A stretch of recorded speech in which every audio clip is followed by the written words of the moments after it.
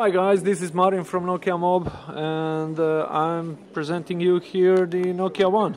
Actually, we saw this device on pictures from our agents at Mobile World Congress, but here it is. I'm gonna be quick because we're gonna have an interview with Florian, CEO HMD, but let's see this device. It's rather beautiful. Small factor. It has really small screen, which some people like, because if they don't like those big mobile phones, smartphones that have big large screen, they don't fit your hand or your pocket perfectly.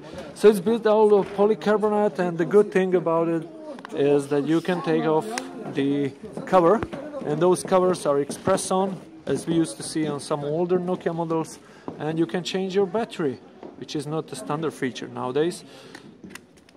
It's built quite nicely, and I think it will suit most of the people that don't want to spend much money for a mobile phone, but just want to transfer the information, show their emotion, and keep and stay connected.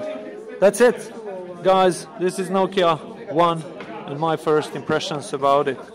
Cheers.